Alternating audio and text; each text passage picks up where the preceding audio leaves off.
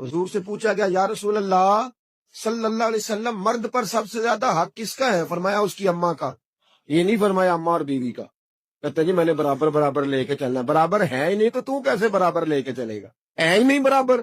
بیوی اور ماں برابر نہیں برابر لے کے چلا جا سکتا. مصطفیٰ کریم نے فرمایا مرد پر سب سے زیادہ حق اس کی ماں کا. تو یا رسول اللہ عورت پر؟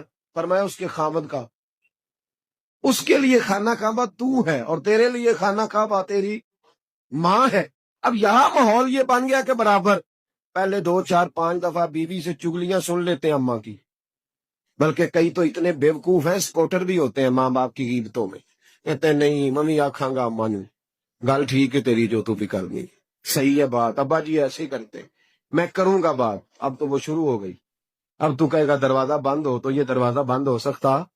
اسے بتاؤ بیت اللہ کی طرف پیر نہیں کیے جا سکتے. اور بیوی بھی یاد رکھے اگر آج وہ کسی کے بیٹے کے بارے میں بات کر رہی ہے تو بیٹا اس کا بھی بیاہ جائے گا.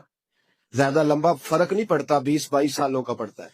فوری طور پہ بدلہ مل جاتا ہے. یاد رکھے اگر تو زندگی کے اندر صحیح رہے گی تو تیرے لیے بھی وقت صحیح آئے گا، اور اگر تو بری رہے گی تو پھر تیرے حق میں بھی رویے سخت ہی آئیں. ماں باپ کے ساتھ اچھا رویہ رہے.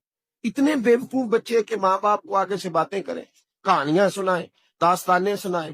عجیب تماشا ہے نا کہ ابا جی بیچارے سرکاری اسپتال میں ایڑیاں رگڑ کے چلے گئے، اور جب ان کے انتقال ہو گیا اب 5 بیٹے اکٹھے ہو گئے، کہنے لگے برادری کو منہ بھی دکھانا ہے تو چنے والے چاول نہیں پکانے.